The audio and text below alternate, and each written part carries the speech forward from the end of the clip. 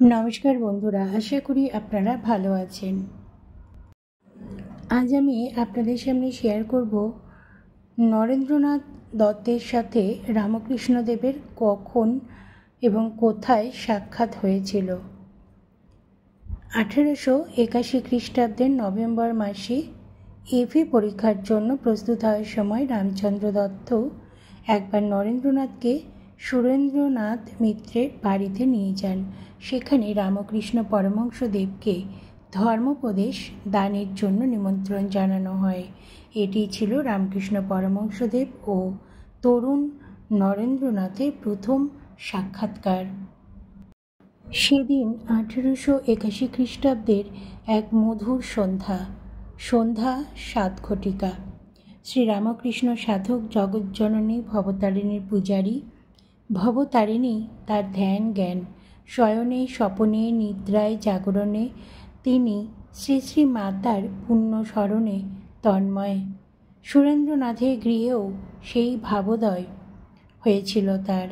তিনি মাতৃকাস্তুতি শোনার জন্য ব্যাকুল। তিনি সুরেন্দ্রনাথকে জিজ্ঞাসা করে জানতে পারলেন যে তার ওই প্রতিবেশী নরেন্দ্রনাথ নামে এক তরুণ গায়ক আছেন।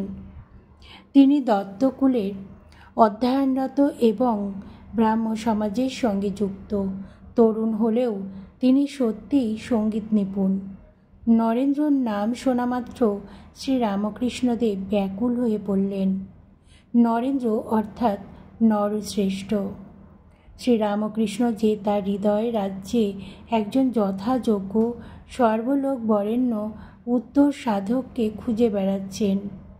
এই কি সেই জটাজুটোধারী জগতের কল্যাণকারী মন্দাকিনীর কলকলধারায় সুস্নাত শিবশঙ্কর, যার অপেক্ষায় শ্রী শ্রী ঠাকুর রামকৃষ্ণদেব দিন গুনছেন, যার পথ চেয়ে অধীর আগ্রহে সময় কাটাচ্ছেন। শ্রীরামকৃষ্ণ অধীর হয়ে উঠলেন ওই যুবকটিকে দেখার জন্য।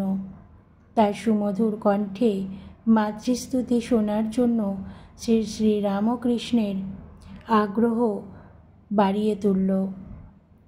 তিনি খুব তাড়াতাড়ি সুরেন্দ্রনাথকে আনার জন্য বললেন এবং নরেন্দ্রনাথ যাতে খুব তাড়াতাড়ি আসেন সেই কথাটি বারবার বলতে লাগলেন। শ্রীরামকৃষ্ণদেবের সঙ্গে সাক্ষাৎকার ঘটল নরেন্দ্রনাথের। হল মণি কাঞ্চন যোগ। উভয়ে উভয়কে প্রত্যক্ষ করলেন। প্রথম দর্শনে নরেন্দ্রনাথকে কিছুটা পর্যাকুল দেখা গেল। শ্রীরামকৃষ্ণ সেই কোমল কুঞ্চিত কেশী, সুসজ্জ শিরস্ক, আকর্ষণ বিস্তৃত চক্ষু বিশিষ্ট যুবকের প্রতি অপলক দৃষ্টিতে তাকিয়ে আছেন। নরেন্দ্রনাথেরও মন সন্দিগ্ধ হলেও তার মন যেন তাকে বলে দিচ্ছে ইনি তার হৃদয়ানন্দকারী। স্নিগ্ধ সুন্দর চন্দ্র উভয়ে উভয়ের প্রতি আকৃষ্ট। শ্রীরামকৃষ্ণের হৃদয় তটিনী নরেন্দ্ররূপ সাগরের সঙ্গে মিলিত হওয়ার জন্য দ্রুত গতিতে ছুটে চলেছে। সেই গতি অবাধ, অপ্রতিরোধ্য। নরেন্দ্রনাথেরও তদ্রূপ অবস্থা। তিনি নিজেকে সংযত করতে পারছেন না। তারও হৃদয় ব্যাকুল হয়ে উঠল। নরেন্দ্রের চোখে শ্রীরামকৃষ্ণ কোটি সূর্য সমপ্রভ, কোটি চন্দ্র সুশীতল। চুম্বক যেমন লোহাকে আকর্ষণ করে, শ্রীরামকৃষ্ণও তেমনি নরেন্দ্রকে আকর্ষণ করেছেন। তথাপি নরেন্দ্র নব্য শিক্ষায় শিক্ষিত। তিনি সম্বিত ফিরে পেলেন, অবলম্বন করলেন মানসিক দৃঢ়তা। মানব শরীরে ভাগবত সত্তা তিনি আরোপ করার ব্যাপারে অবিশ্বাসী। মানুষ ভগবান হতে পারে না, ভগবানও মানুষ হয়ে আসেন না। ক্ষণিকের চিত্ত চাঞ্চল্যের জন্য তিনি নিজেকে ধিক্কার দিলেন তার অধীত বিদ্যাকে।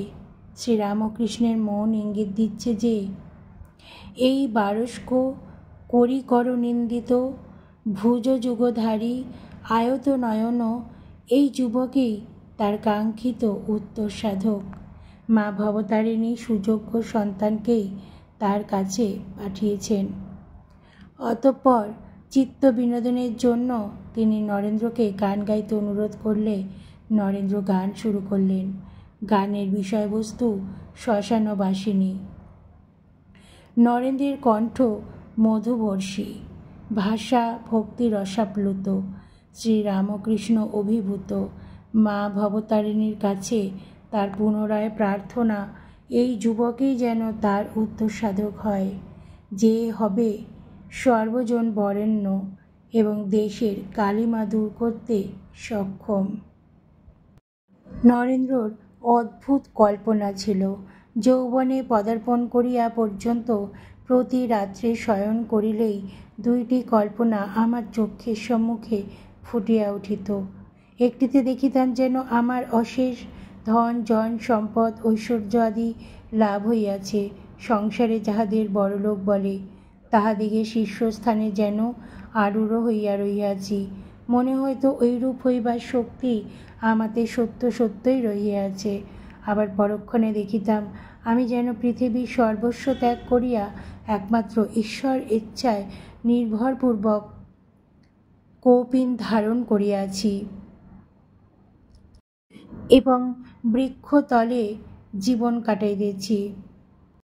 মনে হইতো ইচ্ছা করিলে আমি ওইভাবে ঋষিমুনিদের ন্যায় জীবনযাপনে সমর্থ। ওই রূপে দুই প্রকারের জীবন নিয়মিত করিবার ছবি কল্পনায় উদিত হইয়া পরিশেষে শেষেরটাই হৃদয় অধিকার করিয়া রইল। ভাবিতাম ওই রূপেই মানব পরমানন্দ লাভ করিতে পারে, আমি ওই রূপেই করিব। তখন ওই প্রকার জীবনের সুখ ভাবিতে ভাবিতে ঈশ্বর চিন্তায় মন নিমগ্ন হইত এবং ঘুমাইয়া পড়িতাম। আশ্চর্যের বিষয়, প্রত্যহ অনেক দিন পর্যন্ত ঐরূপ হইয়াছিল। বাল্যকাল হইতেই শ্রীযুত নরেন্দ্র সত্যনিষ্ঠ ছিলেন। যৌবনে পদার্পণ করিয়া তাহার উক্ত নিষ্ঠা বিশেষ বর্ধিত হইয়াছিল। তিনি বলিতেন, মিথ্যা কথা হইবে বলিয়া ছেলেদের কখনো জুজুর ভয় দেখায় নাই এবং বাটিতে কেহ ঐরূপ করিতেছে দেখিলে তাহাকে বিষম তিরস্কার করিতাম। ইংরাজি পড়িয়া এবং ব্রাহ্ম সমাজে যাতায়াতের ফলে বাচনিক সত্যনিষ্ঠা তখন এতদূর বাড়িয়া গিয়াছিল। শ্রীযুত বিশ্বনাথ বহু আত্মীয়কে প্রতিপালন করিতেন। অন্নদানে তিনি সর্বদা মুক্তহস্ত ছিলেন। দূর সম্পর্কীয় কেহ কেহ তাহার অন্নে জীবন ধারণ করিয়া আলস্যে কাল কাটাইত, কেহ কেহ আবার নেশা ভাং খাইয়া জীবনের অবসাদ দূর করিত। নরেন্দ্রনাথ বড় হইয়া ওই সকল অযোগ্য ব্যক্তিকে দানের জন্য পিতাকে অনেক সময় অনুযোগ করিতেন। শ্রীযুত বিশ্বনাথ তাহাকে বলিতেন, মনুষ্য জীবন যে কতদূর দুঃখময় তাহা তুই এখন কি বুঝিবি? যখন বুঝিতে পারিবি তখন ওই দুঃখের হস্ত হইতে ক্ষণিক মুক্তির জন্য যাহারা নেশাভাং করে তাহাদিগকে পর্যন্ত দয়ার চক্ষে দেখিতে পারিবে। বন্ধুরা, আজকে ভিডিওটি আপনাদের কেমন লাগলো অবশ্যই জানাবেন। ভালো লাগলে লাইক করবেন, শেয়ার করবেন আর কমেন্ট করবেন। আর সবার মধ্যে শেয়ার করলে সবাই বিষয়টি জানতে পারবেন। সবাই ভালো থাকুন, সুস্থ থাকুন।